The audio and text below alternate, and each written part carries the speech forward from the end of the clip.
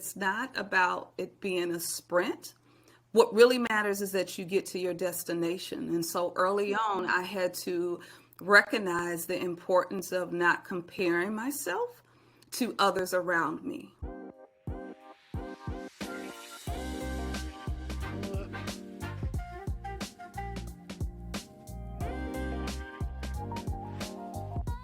All right, welcome back to the Spero Means Hope podcast, where we take storytelling to a whole new level by sharing amazing patient stories, interview experts in the community, and share resources for clinicians and students.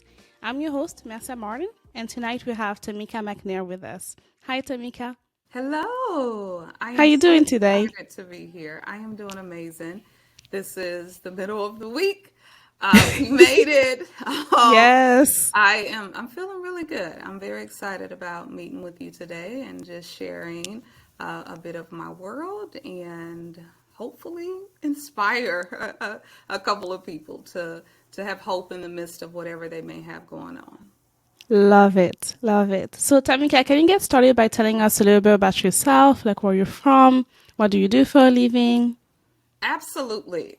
So I have to start off by saying I am a woman of faith who leads with compassion, empathy, and love for all of humanity.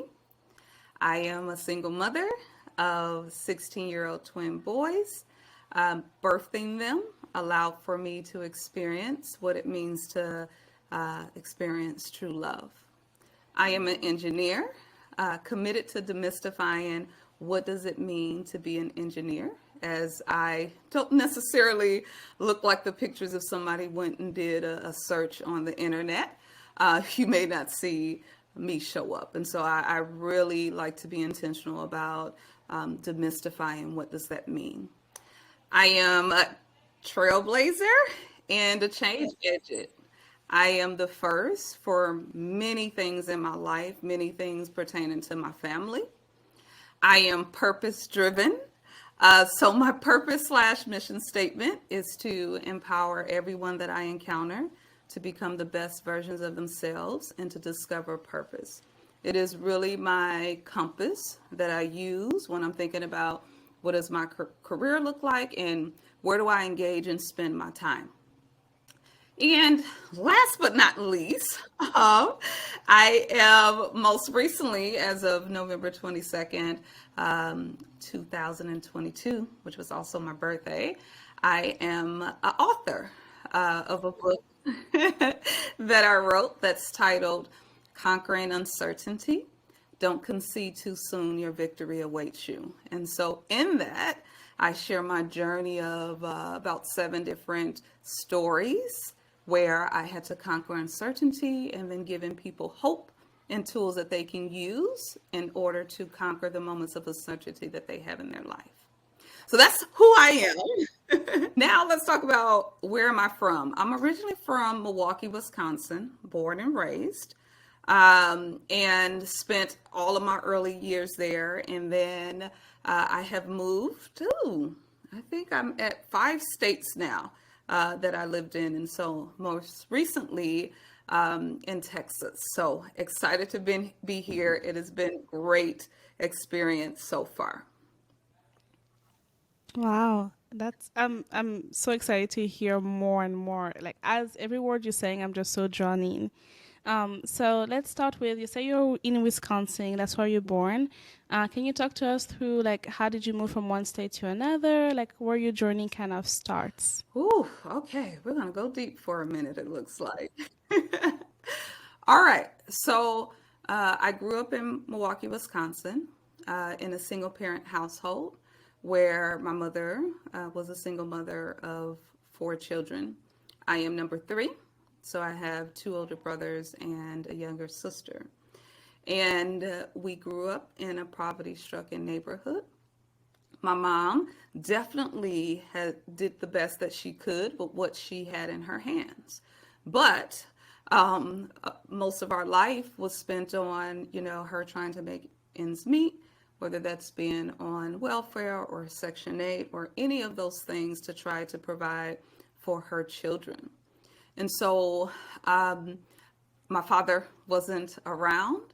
And so with what she put into us, which was to make sure that we knew that we were enough and to dream big. And so that's what I did. And so I remember at a very young age, I was about 7 years old, I made a declaration and I said, my life will be different than the environment that I grew up in. Now, I know you may say 7 is pretty young. Yes, but I definitely had a lot of wisdom, and I would definitely say that even for the age that I'm at now, that wisdom continues to carry with me. And so my big driver was to be in a different environment, have a different environment for my children. So what that meant is I participated in a lot of events and activities that people in my community did not find of interest. So one of the fun facts about me is I was in the orchestra. So I played the cello for about 7 years and I played the harp for about 4. And oftentimes when I say that, people are like, what? Because you don't typically see that. But I was always very intentional about exploring and seeing what more I could do. So when it came time for me to graduate from high school, my rationale behind what school I would go to was really on the premise of how far away can I get away from Wisconsin and still study the path that I wanted to, because I knew that had I stayed in that environment, that more than likely I would become a product of my environment. And so I made that decision to leave and move to Arizona at that time, which was the farthest away, where I stayed there for about 8 years. And I got my undergrad in industrial engineering with a focus in human factors. And then I also have a minor in African American studies from there. So that's the move first. Then we went and spent some time in Indiana. I was pursuing a PhD in engineering education.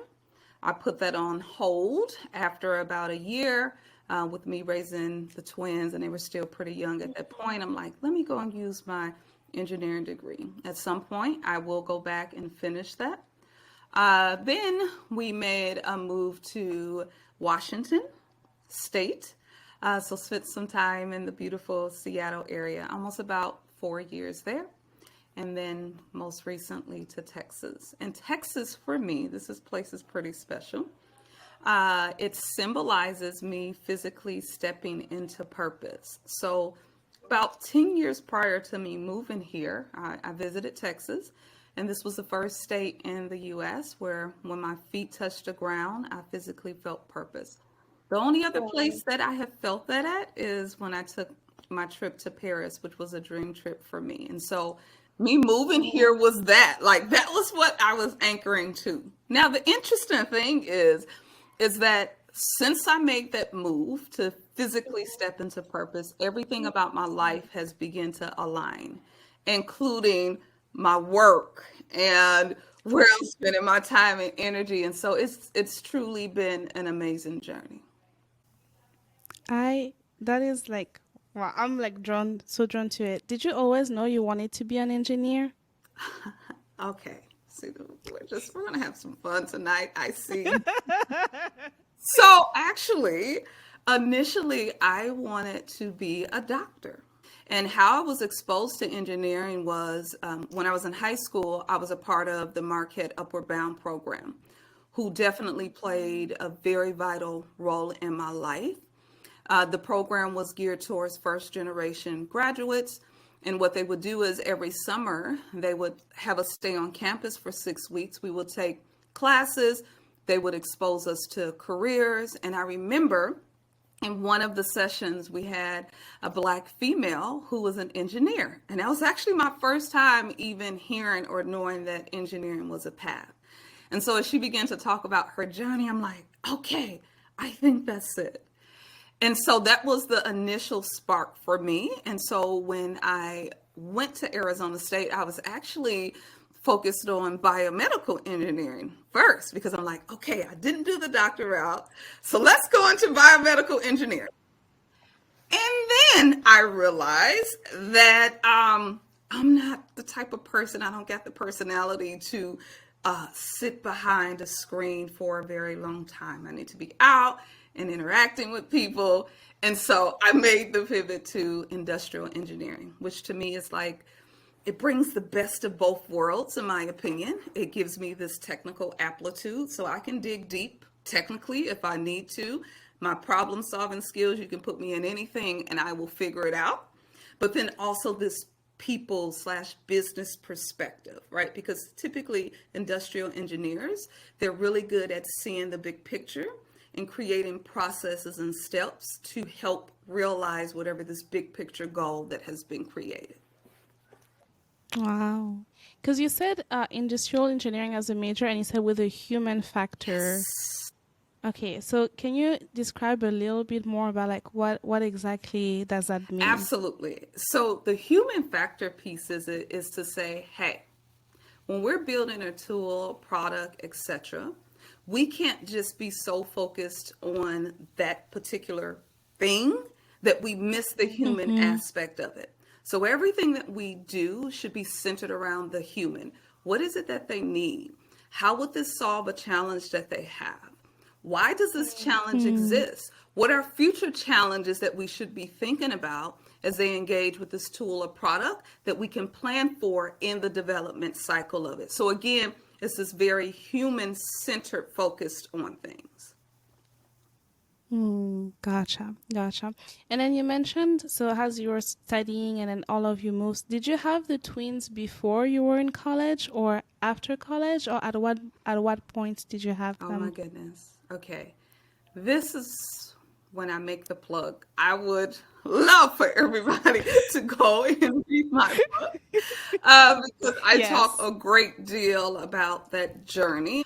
But actually, I had the twins in the middle of engineering school, which is crazy when I think about it, right?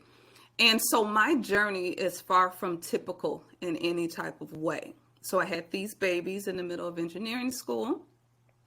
And so for me, instead of it taking me 4 or 5 years to finish, it actually took me 8 years to finish my degree. And what I learned about that chapter is it's not about it being a sprint.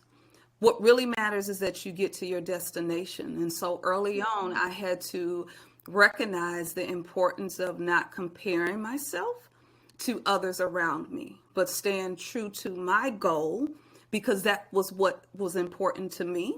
Right. And it was also me honoring the commitment that I made to my 7-year-old self. And it was extremely challenging to say the least, but it was possible. Wow. Did you at some point in those 8 years thought about like giving up and then like not finishing that degree? Oh, absolutely. There were moments that it got hard, but not moments where I was willing to give up. Because after I had my twins, the fight became greater, right? No longer was I trying to fulfill the mission of my 7-year-old self, but also these two boys who I birthed who did not ask to be in this world, right? So there was a greater level of responsibility that I put on myself in order to obtain it because they were now watching and I didn't want them to have to go through the things that I went through growing up. So I had the boys in the middle of engineering school. 6 weeks after I had them, one of my babies had a massive stroke. So now I am in school. I am a new mother to these twin boys, and then my baby have this health incident that quite frankly took me down a very dark journey in many different ways. Starting with the fact that when he had the stroke, it was really unbelievable. It scared the life out of me. The first chapter in my book is titled Devastation. I thought I was going to lose my mind. I really mean that. That was definitely the lowest point in my life, and I thought that I was going to lose my mind. After my baby had experienced that, and to hear the doctor say that he has potentially 24 hours to live, And if he lived, he would be in a vegetative state potentially. And so, really during that time is when I anchored to my faith, because I can definitely tell you with all assurance that my baby is a miracle, which you know him all too well, right? So, and then there was a whole lot of other things that impacted that journey, that made things very challenging. And at many points in the journey, I could have given up, but I chose not to. And so, what I've learned is that when you have a dream for real, you don't let anyone or anything stop that. And quite frankly,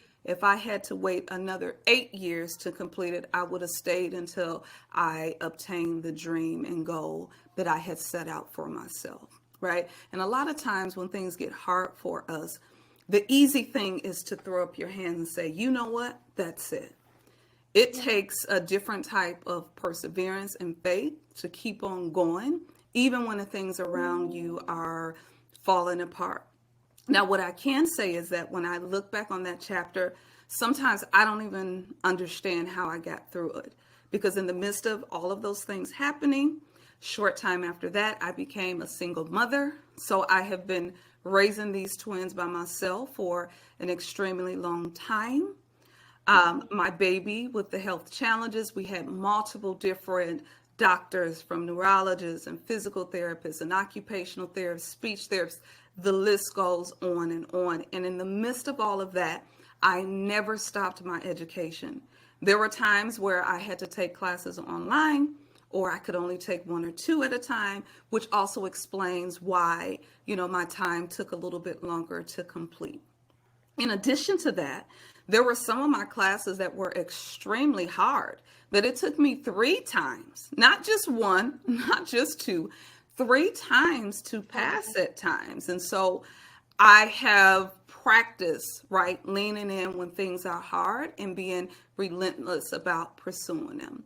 Now, one more thing about that chapter in my life, and then I'll pause.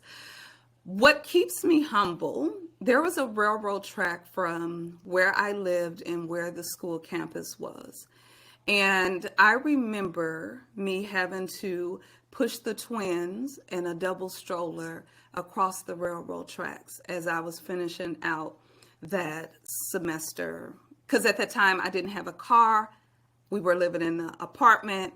I was on Section 8, all of those different things. And I remember crossing that and the tears just rolling down my eyes, because I'm like, okay, it won't always be like this. And so oftentimes I will go back to that picture in my head, even as I'm navigating my career and my life, and I'm reminded, right, of those moments of where I started and where I am now, in hopes of inspiring others along their journey as well. Oh, I think it's like such a definition of like what perseverance is, like, just not just having the twins while in school, but also dealing with the medical challenges. And when you say that you had to retake some classes up to 3 times, that's the definition of like resilience. Oh my goodness. At the very beginning, when you were describing yourself and you mentioned you being a mother, you said that like birthing the twins like showed you the definition of like true love. Can you expand a little bit about that? Like, what does like motherhood means to you? Oh my goodness, right? What you experience when you have a child, I don't know if I can even fully articulate it in words. So the best way that I can describe it is this pure, unconditional, selfless, free love that you're given, right? The boys would look in my eyes and I would find joy and hope, right? Because what they didn't see or didn't hold against me were the flaws that I may have saw about myself. But their love was so pure that it allowed for me to see beyond that. And so looking at my babies was often the motivation for me to say, you know what? If you can experience this type of love from two human beings, you surely can love yourself in that way, and you can show that love to other people. Wow. Wow. And another way that you also describe yourself at the beginning, that's actually the first way you described yourself, is you said, I am a woman of faith. So how does your faith inform like your career and your choices and your decisions? Listen, I would not be in front of you today talking and sharing my story if it had not been for my love for Christ and his love for me. And I will never, ever deny that. Because when I look at my life and all of the things that I have been through, there is evidence after evidence that there was someone with much greater power who was orchestrating on my behalf. And so everything that I do is led through my faith, right? I want to show love. I will be kind, right? I'm going to encourage. And so it's the essence of who I am, right? Oftentimes I hear people tell me, they're like, Tameka, it's something about your energy. And I don't care if I am in public or if I'm in a meeting, and I could be in a meeting where we're talking about like very tough things or very technical things. And that's often, what people say. And what I anchor it to is, oh, they see the light, right? They see the Holy Spirit within me. And so that's what I take it as. And, I know that some people may not have the same spiritual journey, and that's okay, right? Because what I've also learned is that we have to learn how to be and to become. And the same thing for others, right? We have to learn how to give people space to be who they are and to become whoever they are, right? So we should be able to coexist. You can have your view on things, I can have mine, but it doesn't have to change the love that we have for one another. Wow, that's like very uplifting. So you talked about your career, you talked about your choice to go into engineering and then like raising the twins. What does that look like now? So are you like working full time and also still raising them? Do you work from home, and how do you balance all of Oh that? my goodness. I love this. This is just such a great conversation that we're having tonight. So I have to start off with saying my North Star is to become a Fortune 100 CEO, which I don't know is quite an audacious goal. And quite frankly, there are not a lot of people that look like me who have sat in that role. And so my why for becoming a CEO has nothing to do with the money. Quite frankly, it has nothing to do with the power. For me, it really has to do with the visibility. So if I have to take this journey, hard as it has been at points in time, and I get there and I can inspire one person to go after their dreams despite how far-fetched they may seem, it was worth it all, and I would do it again, right? And so my why is truly anchored into being a servant of others. How can I help others see the light when they can't see the light in themselves, right? See the path when there's no path that's ever been shown to them, right? And so that is my big why. So with that journey of me becoming a CEO, several years ago, I had a mentor tell me that, hey, if that's the path that you want to take, then it's going to be very important for you to diversify your portfolio. And so if you look at my resume and my experience, it is truly diversified intentionally, right? Because I remember years ago, people were like, well, you're not afraid to be seen as a job hopper. I'm like, no, this isn't a job hopper. This is actually very intentional because I understand that when I sit at a CEO seat, that I have to have a breadth of knowledge to make informed decisions about an area. And yes, I will have a team of people who will be subject matter experts in those spaces, but for me to have the visibility is really important. So with that, I have done, I think it's 5 industry switches and 10 discipline switches. And so I have done everything from traditional engineering roles to compliance and controls to audit to IT operations, you name it, right? Right. So right now, I have the honor of having the best job I have ever had in my life. It's the closest thing to purpose in my career that I ever had. And so I am working at Microsoft, where I am a director focused on the digital employee experience. And one of the tools that is my baby, I can talk about it all day, is Viva, which is Microsoft's employee experience tool. And so when you think about kind of the theme with me talking and being people obsessed and wanting to serve, this is the best place that I could have set in. And so I absolutely love my job. I have made 5 different pivots within Microsoft alone, and it has just been such a great journey for me. Yeah. Wow. I want to go back to when you mentioned you talked about your vision to be a CEO of a Fortune 500 company. And you talked about how a huge reason for that is the visibility of like you like knowing that there's not a lot of people that look like you in those positions. Can you expand a little bit more about that and what that experience is like to be in environments where people around you don't really look like you? Yeah, another great question, right?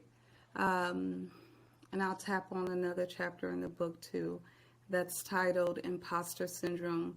You have no room in my life, which is key, I believe, right? Because when I think about my career, my journey, I have often been the only in the room. And sometimes when you're the only, it doesn't necessarily feel good. If these environments wasn't set up for me to succeed, if there's unconscious bias that exists, it makes the journey harder. And so I understand the importance of seeing someone that looks like you obtaining positions. Because if you can just see it, you know that it's possible. And let me go back to the lady that I mentioned early on, who was an engineer, who was teaching me at that Upper Bound program that summer, right? I connected and I said, oh, if she could do it, I could do it too. And to be honest with you, when things got really, really hard for me along that journey of finishing my engineering degree, I would often go back to it. And I'm like, no, there was somebody that looked like me that was able to obtain. So sometimes I think we can underestimate the power of seeing it, right? Because oftentimes when people see it, they can then believe it. And so this journey, it has not been the easiest with being the only at times, right? I remember early in my career, me going into environments and questioning whether I belonged. And although I had my engineering degree, I have my MBA, right? I had all of these other things, but there was still doubt because I'm like, will people receive me? Will they recognize my value? Is my voice worth being heard? All of these questions that are connected to imposter syndrome. So that chapter in my book was so critical because if you looked at me a couple of years ago, you wouldn't have found this actualized version of myself because it was a journey to get here. And what I had to reconcile with is that the fact that I am enough and I deserve to be at the table, right? I've earned my way to the table, right? And really focused on giving myself confidence around the things that I had already accomplished to date. And so those were really, really critical with me getting to where I am and with where I'm going. Wow. That's that whole conversation. One, it's a topic that's very near and dear to my heart. But two, that's that whole conversation I think is very uplifting. And I agree with you that it's something that people may not realize has like a huge importance. But like you say, if you just see it, then you know that it's possible. And so that I think that's very, very important. What are some like key milestones you've had throughout your whole journey? Like what are you most proud of? Whew. Okay, I definitely have to start with my babies. They are the biggest, most proudest moment that I have. And although I had them at a time where I was totally not expecting, like they were an utter shock and surprise to say the least. And I remember even that whole moment of me finding out, and the woman asked me, she's like, "Well, what does this look like to you?" I'm like, "A phase." She's like, "No, that's not a phase. These are two eggs." I said, "What?" Right? But they are truly my greatest accomplishment. They are the best part of me, quite frankly. So I have to start there. I think the second biggest accomplishment is me obtaining my engineering degree, which I told you was extremely, extremely hard to do, but I was able to do it. And then to go on and get my MBA, which was another big milestone. Let's see. Another milestone is just the opportunity to show up and to be of service to as many people as I can. I remember when I finished that engineering degree, I was like, okay, Tameka, this degree isn't just for you. It isn't just for the twins. It's for everybody, including single mothers, single fathers, and whoever else who weren't able to obtain their dreams and their desires based on their circumstances. And so the weight of me finishing that expand way beyond the Tameka and the twins and the accolades that I have today. Amazing milestones. And I love that the first one that you said was the twins. It's like it really shows, I think, like with everything that you're saying, all of your values are really like transpiring and all of that. Now being like where you are you still, is your family still in Wisconsin's? Like, do you still like connect with them and return there? And what does that look like? Yeah, that's interesting. So actually, when we moved to Texas, this was the first time in 20 years that I lived in the same state with biological family. So when I left for real. But I am so blessed because everywhere that I have went, God has given me surrogate families. And so I've never felt like I have lacked or missed anything. And to be quite honest with you, this is new for me of being back in the same state with my family, after such a long period of time. So I'm working through what does that mean? The twins and I have gotten very accustomed to it being the three of us. Like we have our regimen. The boys are a lot like me. We're low maintenance, right? Very, very chill. Yes, and all of those things. And so to begin to allow others back into the space again, it's been different, but yet important, right? Because the boys are learning a lot from this experience. And I'm also getting a chance to see how they are processing the values that I have put in them over the last 16 years. And it's been really interesting because when they see things that don't allow with the values that I've put on the inside of them, they are quick to bring them up to me and say, "Mom, help me understand, right? This isn't making sense." And so for me, that's like a great, mom moment because it's like, all right, they're getting it, right? I know that when they are ready to leave the nest, they'll have the essentials that are needed in order for them to go and conquer their dreams. I'm a principles person.